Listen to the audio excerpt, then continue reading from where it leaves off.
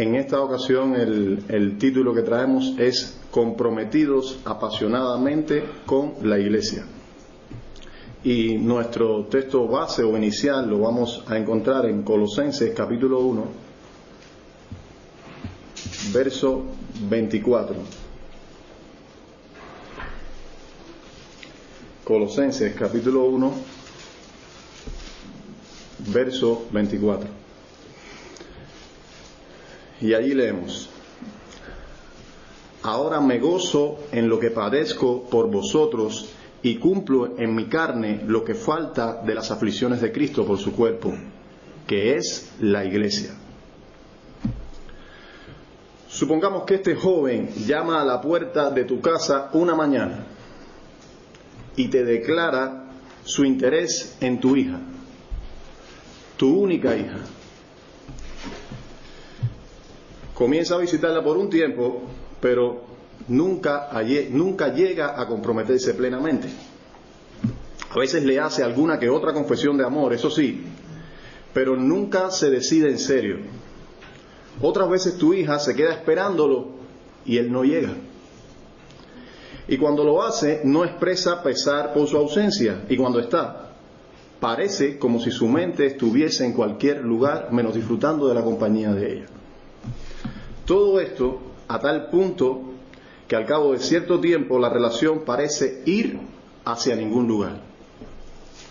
Tú como padre o madre, ¿qué postura asumirías con quien solo juega con el afecto de tu amada hija? Ahora quisiera llevar tu mente hacia otra escena. Y esta transcurre allá en la eternidad, cuando no existía la humanidad, cuando no existía el domingo ni la iglesia, cuando no existía nada, solo Dios. En el consejo de la Santísima Trinidad se planea la gran obra de la redención. El Padre está eligiendo a los que habrían de formar parte de la iglesia. Cristo comprometiéndose a tomar su lugar para redimirla. Y el Espíritu Santo asegurando impartir el poder de tal obra para dar nueva vida a los que conformarían la iglesia. Y en el transcurso de tan solemne escena apareces tú, declarando tu interés por la iglesia. Y comienzas a visitarlo animado por un tiempo, pero poco a poco tu interés por ella se va desvaneciendo. Le hallas un defecto aquí, otro allá, y no la consideras digna de una entrega incondicional, una que te haga rendir todo lo que eres y todo lo que tienes a sus pies. Dios, como Rey y protector sobre su iglesia, ¿qué postura asumirá con quien solo juega con el afecto de su amada hija? Este mensaje tiene la firme intención de ayudarnos a autoexaminarnos para saber si hasta ahora alguno de nosotros, aún inconscientemente, estamos solamente cortejando a la iglesia. Y si es así, guiarnos al arrepentimiento para establecer con ella un compromiso como el de que ella es digna. Y para tal fin consideraremos: 1. El perfil de los que no se comprometen apasionadamente con la iglesia. 2. El perfil de los que sí se comprometen. Y en tercer lugar, cómo hacer para comprometernos incondicionalmente con la iglesia de Dios. Es bueno decir que parte del material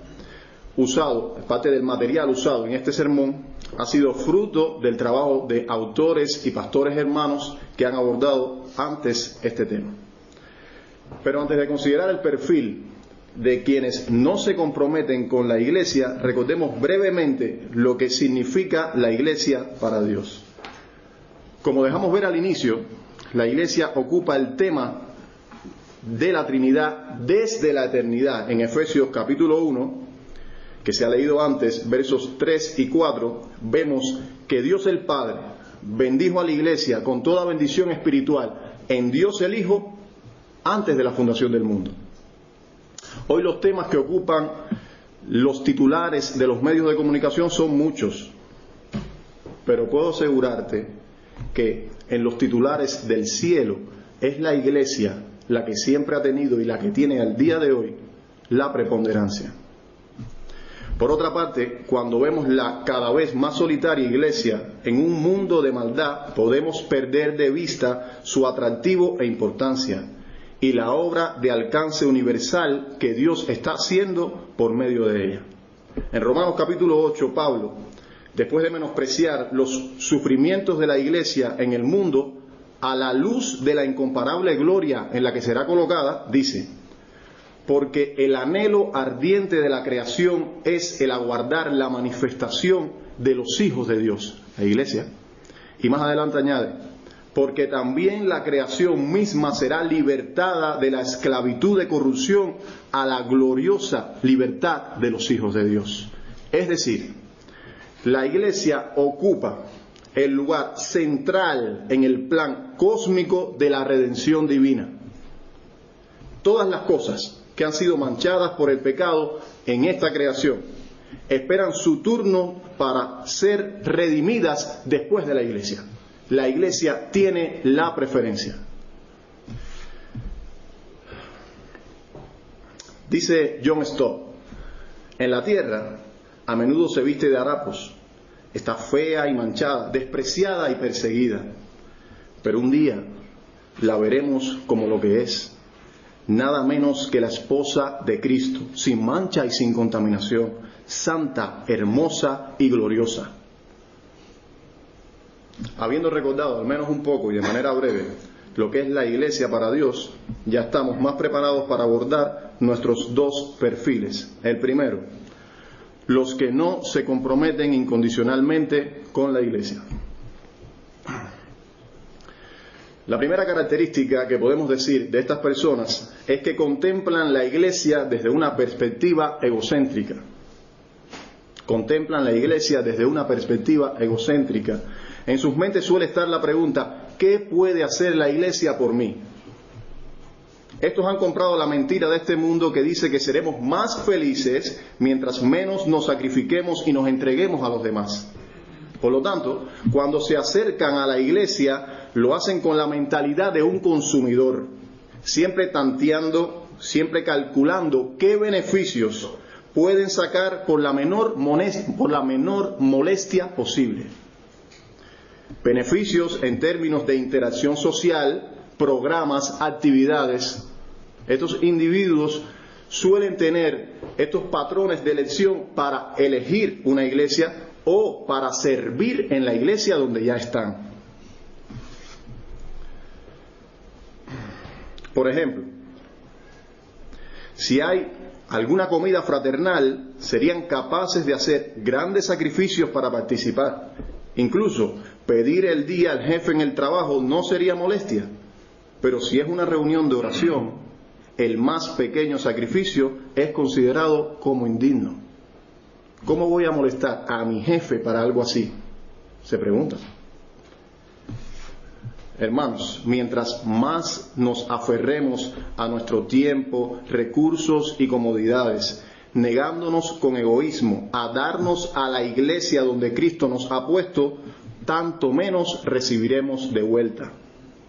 El patrón pecaminoso dominante de esta característica es el egoísmo. En segundo lugar, las personas que no se comprometen con la iglesia se caracterizan por un falso sentido de superioridad que les hace actuar de manera independiente. Son los autónomos de la fe. Ellos van a la iglesia porque saben qué es lo que se espera de un creyente, pero no con la conciencia de que necesitan de sus hermanos para crecer espiritualmente. Algunos de ellos se congregan solamente para complacer a su esposo o esposa, otros solo porque sus padres lo traen desde pequeños, y otros para sentirse bien con ellos mismos.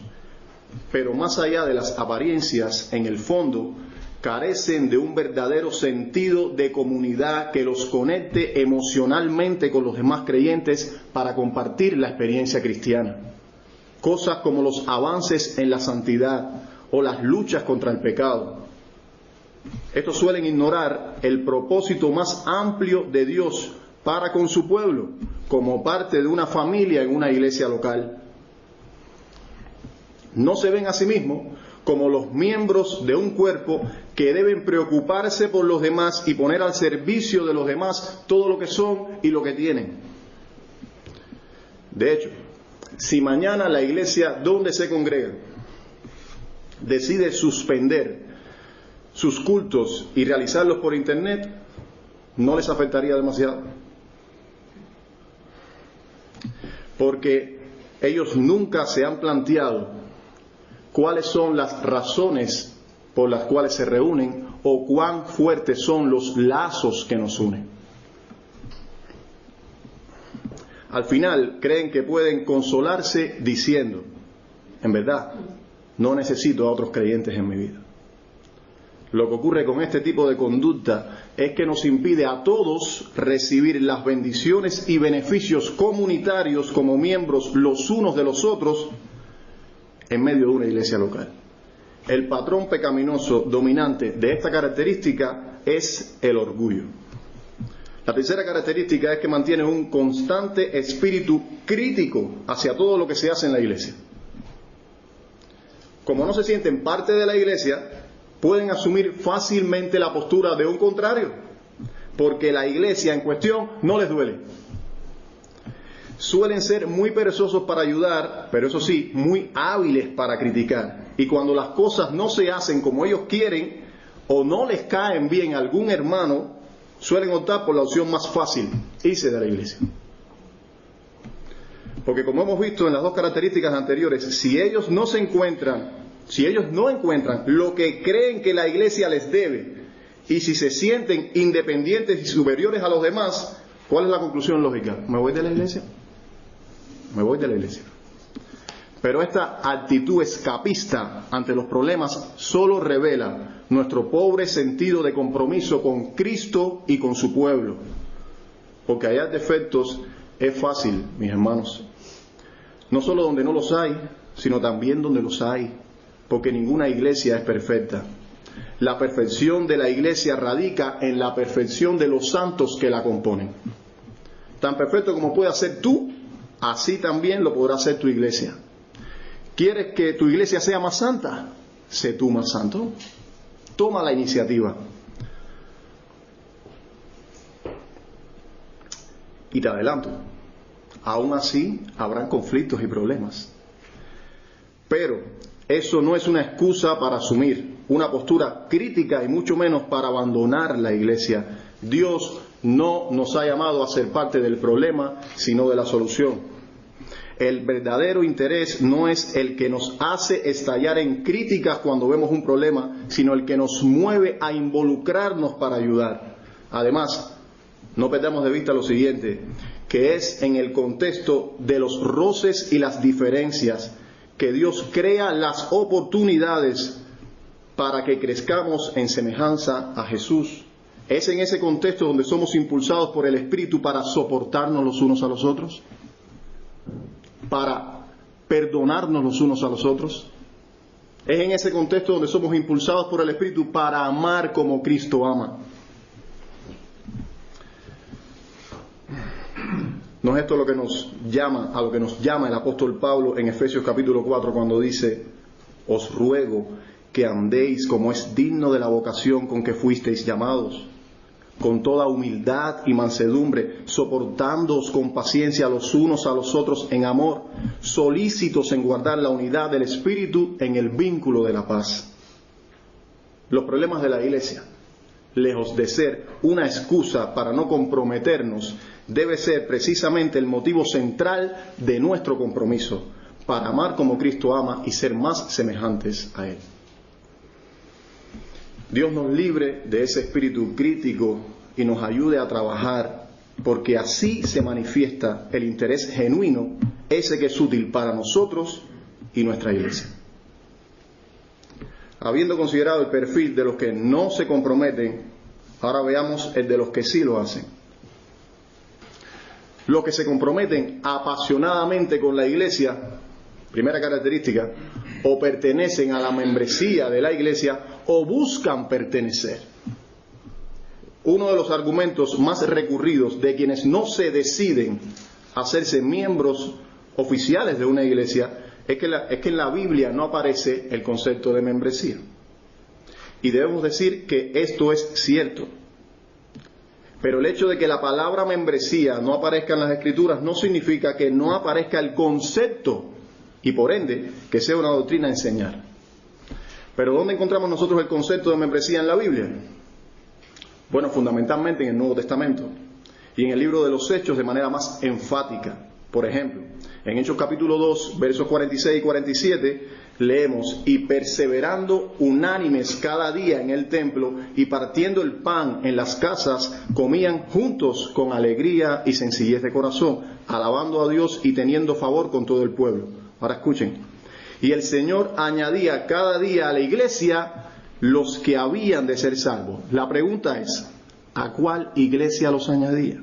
¿Había una iglesia específica a la cual el Señor añadía individuos en específico? Por supuesto que sí. Por el contexto es lógico inferir que se refiere a la iglesia en Jerusalén. También en Hechos capítulo 14, verso 23, referente a Pablo y a Bernabé, en su paso por las ciudades de Listra y Derbe, leemos: y constituyeron ancianos en cada iglesia. ¿Qué sentido tiene constituir ancianos en una ciudad si no hay primero un grupo de creyentes comprometidos apasionadamente con una iglesia en particular? Pero el argumento de mayor peso que encuentro y que zanja este punto lo hallamos en las palabras de nuestro Señor sobre la disciplina de la iglesia, enseñándonos qué hacer con un miembro que persevera en pecado.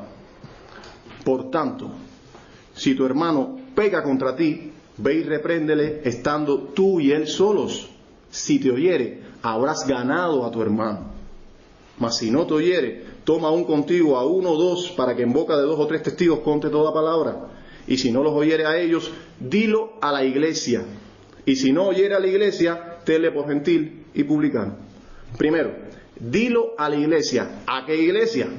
A una comunidad específica de creyentes que puede escuchar un reporte completo y exhortar a ese miembro por su bien antes de emitir un veredicto.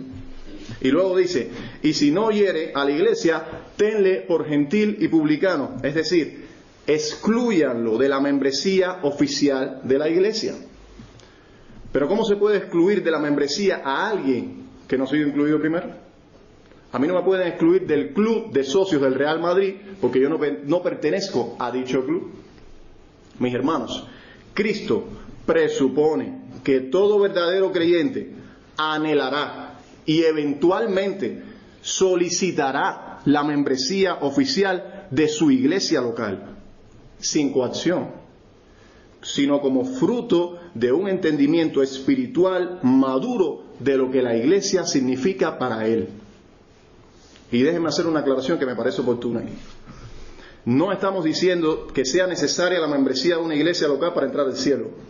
De hecho, muchos la anhelan, no la tienen y entrarán, como es el caso de algunos hermanos que quisieran estar hoy aquí, pero por cuestiones de distancia sabemos que nos escuchan por internet.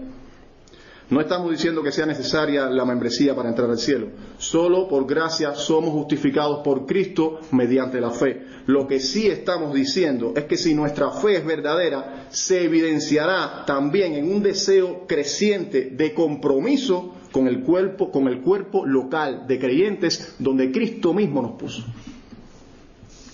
En segundo lugar, las personas comprometidas apasionadamente con la iglesia hacen de ella su prioridad. Cuando un pecador es salvado por el poder transformador del Evangelio, es también iluminado para ver, en alguna medida, las cosas como Cristo las ve. Ahora puede ver que aquellas cosas que había establecido en su vida como prioridades eran o vanas o no tan importantes como él pensaba.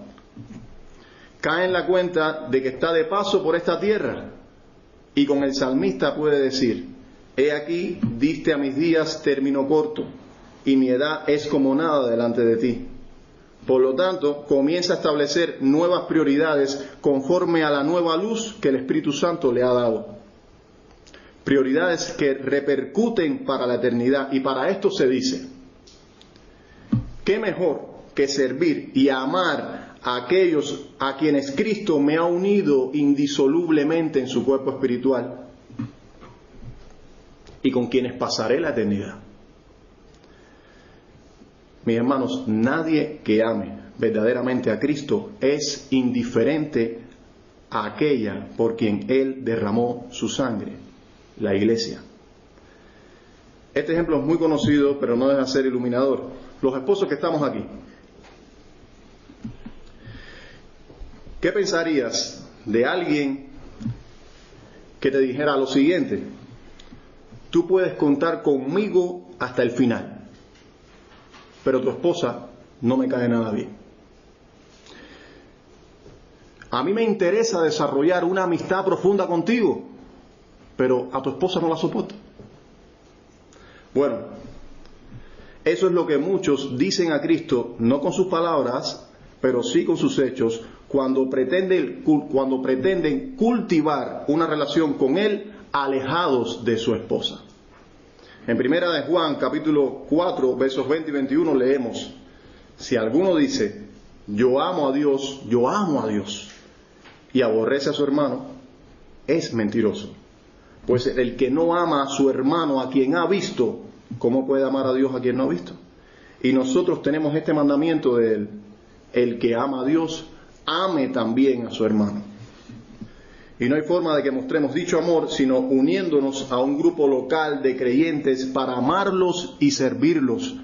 Dice nuevamente John Stott: si la iglesia es central en el propósito de Dios, como lo vemos tanto en la historia como en el Evangelio, es seguro que también tiene que ser central en nuestras vidas. ¿Cómo podemos tomar con liviandad lo que Dios toma con tal seriedad? ¿Cómo nos atrevemos a empujar hacia el borde de la circunferencia lo que Dios ha ubicado en su centro? Ahora bien, ¿cómo luce todo esto en la práctica? Bueno, lo primario, y es a lo que me referiré en este punto por cuestiones de tiempo, es apoyar el ministerio de la iglesia primeramente con nuestra presencia. Los creyentes comprometidos con la iglesia participan en todas las reuniones oficiales que la iglesia convoca, exceptuando obviamente aquellas que por razones de fuerza mayor no pueden asistir. Pero eso, en el caso de este tipo de creyentes, es la excepción y no la regla. La pregunta es, ¿nuestras ausencias a las reuniones de la iglesia son también una excepción o aspiran a convertirse en la regla? Si Dios, que conoce nuestros corazones, hablase hoy sobre este tema públicamente mencionando nuestros nombres, pudiera decir que nuestros deseos y esfuerzos están orientados siempre a asistir. Hermanos, debemos admitir que muchas veces no acudimos a ciertas reuniones porque pensamos que nada extraordinario ocurre aquí. Pero cuán lejos estamos de la realidad cuando pensamos así. El Salmo 133 nos enseña que es en el contexto de la iglesia reunida donde Dios se complace en santificar y salvar. Mirad cuán bueno y cuán delicioso es habitar los hermanos juntos en armonía. Allí envía Jehová bendición y vida eterna. Este salmo, uno de los más pequeños de la Biblia, nos enseña una verdad muy grande, que es precisamente durante la asamblea reunida que a Dios le complace abrir el cofre de los tesoros espirituales de los cielos para bendecir a su pueblo. Es aquí donde aparentemente no pasa nada, que el Espíritu Santo, usando una verdad de la Escritura tras otra, va quitando el velo de los ojos de los impíos para la iluminación del conocimiento de la gloria de Dios en la faz de Jesucristo. Es aquí donde los redimidos ponemos letra y música a la experiencia espiritual del creyente para elevar nuestros cánticos de gratitud y alabanza al Dios de nuestra salvación.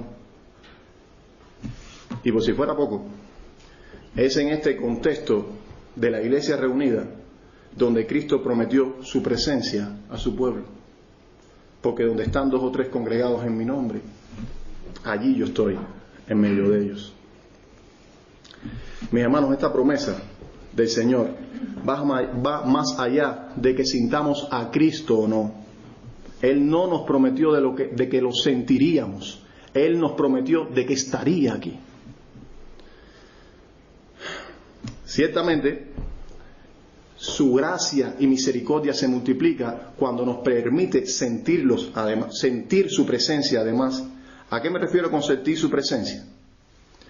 A un sentido profundo de la enormidad y la multitud de nuestros pecados y de nuestra absoluta indignidad de estar a sus pies. A una conciencia inusual de su perdón consolador y de su amor redentor sobre nuestras almas. Son preciosos anticipos del cielo los que nos perdemos cuando no estamos aquí. En tercer lugar, las personas comprometidas apasionadamente con la iglesia ofrendan con generosidad. Yo sé, mis hermanos, que si hay un tema impopular para predicar hoy en día es este. Si hay un tema donde te puedes ganar el desagrado de tus hermanos, es este. Pero también debemos admitir que si hay un púlpito donde, para no ser confundidos, casi nunca se habla de este asunto, también es este. Este tema no es popular porque todos nosotros, unos más que otros, tenemos la tendencia a ser extremadamente sensibles con nuestro dinero. También porque, sobre todo, desde hace algún tiempo hacia acá, la Iglesia ha sufrido la devastadora ola del Evangelio de la Prosperidad, representada por hombres perversos e ignorantes que por avaricia han hecho mercadería de muchos con palabras fingidas, como anunció el apóstol Pedro. Y quizás algunos de nosotros fuimos sus antiguas víctimas, y es hasta cierto punto razonable que esto haya creado un sentido de desconfianza que nos impide ofrendar con generosidad. Pero, mis hermanos, hay que saber discernir entre un ministerio y otro, y entre un ministro y otro. Porque la Biblia nos llama a ofrendar con generosidad. Otra vez, no por coacción, sino como una expresión de gratitud y adoración que surge de una comprensión espiritual correcta del Evangelio. Es el Evangelio la motivación para ofrendar que Pablo presentó a los Corintios hace casi 2000 años, cuando escribió: porque ya conocéis la gracia de nuestro Señor Jesucristo, que por amor a vosotros se hizo pobre, siendo rico, para que vosotros con su pobreza fueseis enriquecidos. Es el Evangelio la motivación correcta por la que debemos ofrendar a Dios. Fue por una comprensión adecuada de la gracia de Dios que David dijo que no sacrificaría holocausto a Jehová que no le costase. Y fue seguramente por la experiencia de la gracia de Dios que una viuda pobre con su ofrenda llamó la atención del Salvador.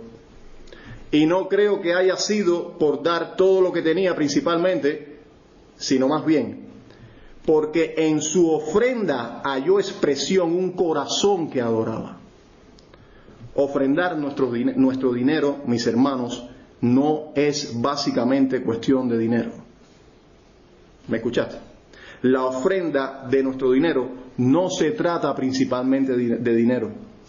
De hecho, los ricos que habían dado mucho más que la viuda, los ricos habían dado mucho más que la viuda. Y los hombres que fueron testigos en esa escena posiblemente se impresionaron por esas ofrendas menospreciando la de ella, pero Cristo hizo justo lo contrario. Porque el que escudriña los corazones se agrada de la ofrenda sacrificial que es hecha en amor, gratitud y gozo. También es prudente señalar que nosotros no debemos ofrendar con el propósito de agradar a Dios por medio de la ofrenda. Porque nosotros podemos agradar a Dios solamente por medio de Jesucristo. Pero insisto, es nuestro deber imitar el espíritu sacrificial de esa ofrenda. En cuarto lugar, las personas comprometidas apasionadamente con la iglesia asumen responsabilidades de servicio en la iglesia. La definición más simple y a la vez más acertada que he leído sobre servicio dice: servir es dar de sí mismo, su energía, su tiempo, sus dones, para algo que no es usted mismo. Servir es dar de sí mismo su tiempo, sus recursos, sus dones, para algo que no es usted mismo. En primera de Pedro, capítulo 4, verso 10, leemos: cada uno según el don que ha recibido, Ministralo a los otros como buenos administradores de la multiforme gracia de Dios. Este texto nos enseña básicamente dos cosas. Primero, que no hay ningún verdadero creyente que no tenga al menos un don. No importa si tú eres nuevo en la fe o si llevas mucho tiempo asistiendo a una iglesia y crees de que no tienes ningún don. Mi hermano, si tú eres un verdadero creyente, la Escritura dice de que tú tienes al menos un don. ¿Cómo puedo saber cuál es mi don? Eso es lo precioso que tiene la iglesia. Involúcrate. Allí donde quiera que veas una necesidad en tu iglesia, involúcrate. Dirígete a quien te preside en la fe y manifiéstale tu deseo de servir en áreas específicas. Y así será que conocerás con qué dones o con qué don Dios te ha dotado o no, al ver cómo Dios te usa más en un área que en la otra. Lo segundo que nos da a entender Pedro es que no importa cuántos dones tengamos, todos nos han sido dados con un propósito. ¿Edificarnos a nosotros mismos? No. ¿Llamar la atención sobre nosotros mismos? No. Esos eran los problemas que padecía la iglesia en Corinto, a quienes Pablo les dijo: pero cada uno les es dada la manifestación del Espíritu para provecho. Nuestros dones han sido dados con el único propósito de servir a los demás, de manera más particular de servir a la comunidad de creyentes donde Cristo nos colocó. No hay don que tengas que no sea para el servicio de tu hermano. En Romanos capítulo 12 leemos: porque de la manera en que en un cuerpo tenemos muchos miembros, pero no todos los miembros tienen la misma función, así nosotros, siendo muchos, somos un cuerpo en Cristo, y todos miembros los unos de los otros.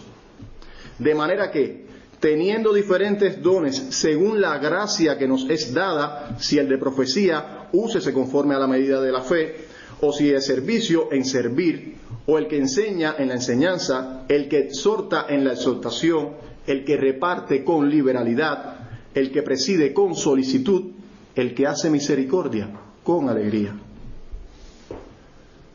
Por lo tanto, no hay ningún cristiano que no esté llamado a ser siervo de su hermano, así como el Hijo del Hombre no vino para ser servido, sino para servir. Por otra parte, al estar conscientes, como leemos en 1 Corintios 12:11, que los dones espirituales los reparte el Espíritu Santo a cada uno en particular, como Él quiere,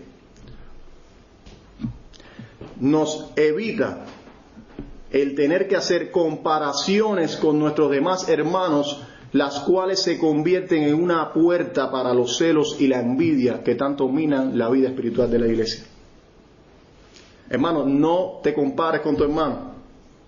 Evita esas comparaciones, porque al final Dios te demandará conforme a los dones que te dio a ti, no conforme a los dones que le dio a tu hermano.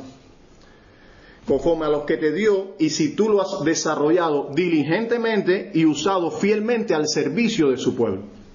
Por eso se te pedirá cuenta. En quinto lugar, las personas comprometidas apasionadamente con la iglesia ayudan a que sus pastores hagan su trabajo con gozo. En Hebreos capítulo 13, verso 17 leemos: obedeced a vuestros pastores y sujetaos a ellos, porque ellos velan por vuestras almas como quienes han de dar cuenta, para que lo hagan con alegría y no quejándose, porque esto no os es provechoso. Miren qué curioso. Los beneficiarios de que nuestro pastor haga su trabajo con alegría somos nosotros mismos. En otras palabras, a nosotros nos conviene que nuestro pastor haga su trabajo con un corazón alegre y no quejándose. Hay un círculo virtuoso aquí. Yo, sometiéndome al pastor que Cristo ha puesto para velar por mi alma, puedo favorecer el éxito de su trabajo para que toda la iglesia reciba un mayor beneficio. Yo soy una influencia pasiva en la edificación de la iglesia cuando me someto a mi pastor. Por otra parte, si tú no eres capaz de someterte a tu pastor, ¿cómo puedes estar seguro de que eres una oveja y no una cabra? Es decir, Cristo, cuando transforma un corazón rebelde, pone en él un principio de obediencia a su voz. Mis ovejas oyen mi voz. No solamente en el momento de la salvación, sino hasta la eternidad. Y si la voz del príncipe de los pastores te manda a someterte a tu pastor terrenal, y tú hallas en tu corazón un continuo patrón de desobediencia, mi consejo para ti es el siguiente: revisa la realidad de tu fe. Revisa la realidad de tu fe, porque hay posibilidades de que no seas convertido. Ahora bien, ¿cómo se evidencia este sometimiento bíblico en la práctica? Bueno, primeramente mediante un espíritu enseñable al ministerio de la palabra y una disposición de llevarla a la práctica, valorando en sumo grado el esfuerzo de tu pastor para traerte semana tras semana el alimento espiritual por el cual tu alma está firme. ¿Qué pensarías de alguien a quien invitas a cenar a tu casa? Luego vas a comprar la mejor carne del mercado, los filetes más tiernos y jugosos. Los preparas con cuidado y esmero, sazonándolos con los mejores condimentos. Luego sirves todo en tu vajilla más fina y tu invitado, a quien esperabas con anhelo, nunca se presenta. Asimismo, los fieles ministros de Dios acuden al santo mercado de la palabra, extraen la mejor porción de alimento espiritual para el alma, la cocen en el fuego lento del estudio y la oración, y luego de muchas horas de esfuerzo, cuando tienen servido el banquete espiritual, tú no vienes. ¿Pensarías que alguien así está agradecido por el esfuerzo de su pastor? ¿De qué otra forma ayudamos a que nuestro pastor haga su trabajo con alegría? Orando mucho por él. Posiblemente no haya existido en toda la historia de la iglesia cristiana un hombre más dotado que el apóstol Pablo. No hubo don del Espíritu Santo que no poseyese, y sin embargo necesitaba oración de los santos. A los efesios les dijo que velaran con toda perseverancia y súplica por todos los santos, y sigue, y por mí, a fin que al abrir mi boca me sea dada palabra para dar a conocer con denuedo el misterio del Evangelio. En otras palabras, Pablo decía: yo he sido dotado extraordinariamente. Yo sé el poder que Dios ha puesto en mí. Conozco al dedillo toda la Escritura, pero también conozco el poder de la oración que intercede. Por favor, hermanos, oren por mí. Los pastores necesitan oración y el tuyo no es la excepción.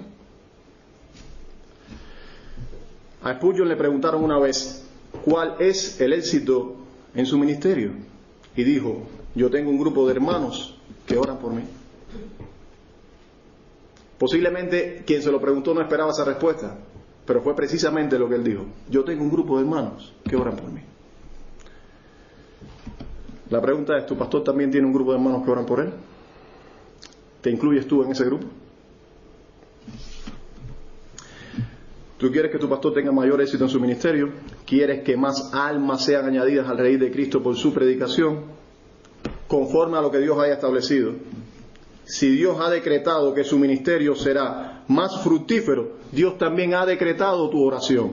Mi pregunta es: ¿estás llevando a cabo tu oración? El ayudar a nuestros pastores que hagan su trabajo con gozo también significa negarnos a escuchar, traspasar y mucho menos proferir murmuraciones y chismes contra ellos.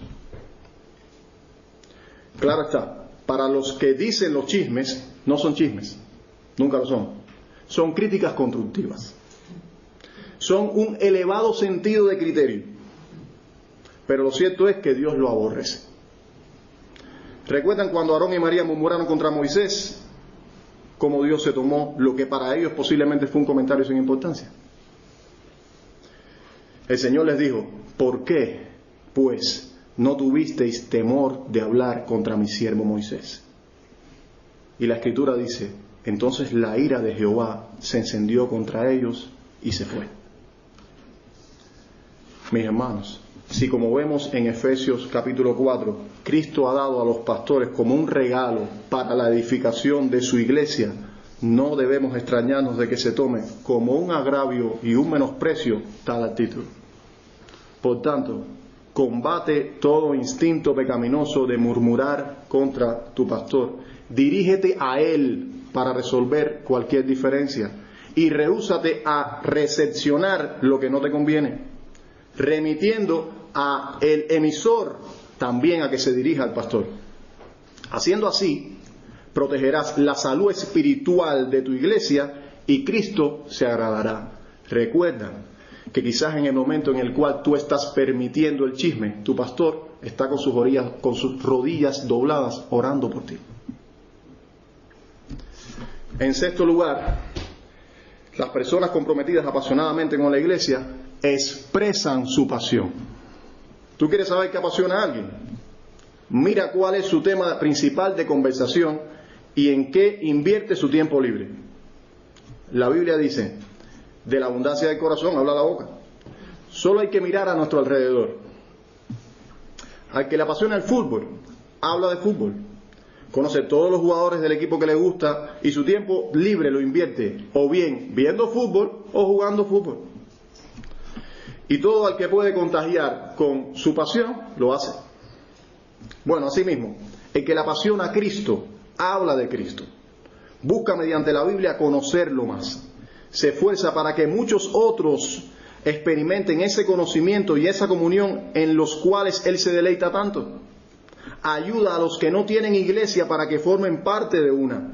Y a los que están en alguna y tienen una imagen incorrecta de la iglesia, los ayuda a restaurar su imagen para que se involucren plenamente en el servicio del reino de Dios, el único reino que permanecerá para siempre. El que está apasionado con la iglesia no desanima a otros con respecto a la iglesia. No envenena a los demás, más bien contagia a todos mediante una entrega apasionada a la iglesia. Así que hasta este momento hemos visto el perfil de los que no se comprometen con la iglesia, de los que sí lo hacen. La pregunta lógica que sigue es: ¿en cuál de los dos perfiles encajas tú?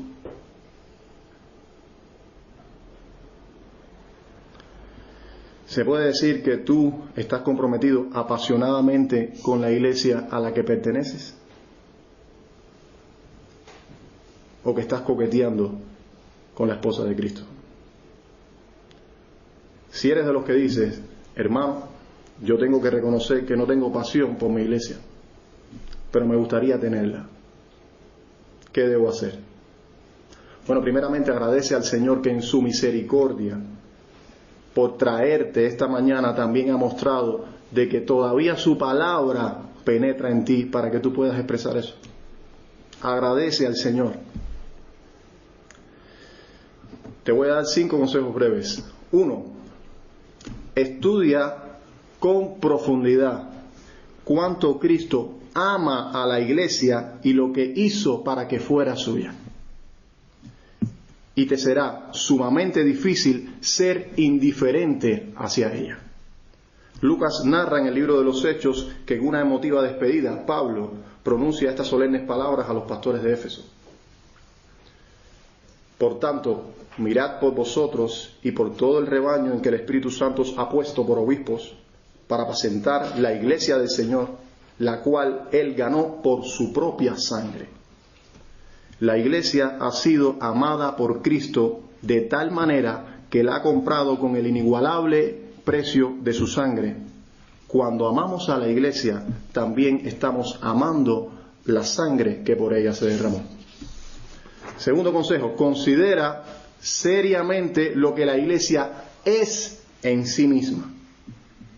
¿Qué es la iglesia? Un conjunto de personas a quienes Dios amó desde la eternidad, a quienes Cristo redimió hace 2000 años, a quien el Espíritu Santo ha transformado y que sin duda serán glorificadas en el cielo. Esa es la iglesia. En compañía tan excelente te encuentras tú hoy. A que tú no sabías que estabas sentado también en una especie de museo. Tú estás sentado en un museo, en el mejor de ellos, porque las personas que están a tu lado son trofeos vivientes de la gracia de Dios. Cada uno con una historia de pecado, todos almas que iban de camino al infierno y han sido arrebatadas como tizón arrebatado del incendio. Personas en las cuales el Espíritu Santo está haciendo una obra increíble, tan sorprendente como formar en ellos la perfecta humanidad de Cristo. La iglesia es aquella de quien aún los ángeles aprenden. Según nos dice Efesios capítulo 3, los ángeles observan sorprendidos cómo Dios ha tomado a aquel hermano tuyo, que para el mundo es insignificante, y por su espíritu lo está ayudando a luchar contra pecados particulares, contra la ira, la lascivia, el orgullo, el egoísmo, y haciéndole cultivar entonces amor, gozo, paz, paciencia, etc. En tercer lugar, ten presente que la iglesia es el medio por el que Dios está llevando a cabo su obra en este mundo. Con todos sus defectos y con todas sus imperfecciones que hoy tiene y que no negamos, es la iglesia el instrumento por el cual Dios continúa llamando a los pecadores a la salvación y edificando a los santos. Es la iglesia como el cuerpo de Cristo, el medio por el cual Cristo mismo tiene contacto con este mundo caído, por el cual Él extiende su mano de misericordia y todavía proclama el Evangelio. En cuarto lugar, considera lo que sucede aquí cuando nos congregamos para adorar el nombre del Señor. Como mencionamos anteriormente, es a la iglesia reunida a la que Cristo ha prometido su presencia especial. Dice un autor, Dios manifestará su presencia en la adoración de la congregación en formas que uno no podría siquiera imaginar en la adoración más gloriosa efectuada en secreto. Esto es porque uno no es un templo de Dios como individuo, sino que la Biblia dice, y mucho más a menudo, que los cristianos colectivamente son el templo de Dios. Dios manifiesta su presencia de maneras diferentes a las piedras vivas de su templo cuando están reunidas de lo que lo hacen cuando están separadas. Y dice otro, por eso reunirse para adorar juntos como creyentes en una iglesia local es algo tan irreemplazable. No puede sustituirse con un gran tiempo devocional, un estudio bíblico con los amigos, un paseo por la naturaleza en meditación, ni un servicio religioso por televisión. Cuando la iglesia está reunida para adorar y oír la predicación de la palabra de Dios, tiene lugar una motivación y una nutrición espiritual que no puede darse de la misma manera en ningún otro lugar. Mis hermanos, es un privilegio poder estar aquí. Y mi último consejo, considera a menudo lo que la iglesia será cuando Cristo regrese. ¿Tú quieres valorar más la iglesia? ¿Quieres ver lo que la iglesia objetivamente es? No aquello que el mundo te ha dicho que es la iglesia, sino lo que ella es. Considera a menudo lo que ella será cuando Cristo regrese. En los últimos sermones de la serie de Apocalipsis que está impartiendo nuestro pastor, hemos visto específicamente en el capítulo 21 que la extraordinaria descripción que se nos hace allí de una ciudad gloriosa no es más que la iglesia. En los versículos 2 y 3 de dicho capítulo leemos, y yo, Juan, vi la santa ciudad, la nueva Jerusalén, descender del cielo de Dios, dispuesta como una esposa ataviada para su marido. Ahí está la iglesia. Versículo 9. Y vino entonces a mí uno de los siete ángeles que tenían las 7 copas llenas de las 7 plagas postreras, y habló conmigo diciendo, ven acá, yo te mostraré la esposa del Cordero, la desposada. Y me llevó en el espíritu a un monte grande y alto, y me mostró la gran ciudad santa de Jerusalén, que descendía del cielo de Dios, teniendo la gloria de Dios, y su fulgor era semejante al de una piedra preciosísima, como piedra de jaspe, diáfana como el cristal. Lo que Juan está describiendo aquí no es más que la belleza, la majestad, la gloria final de la iglesia.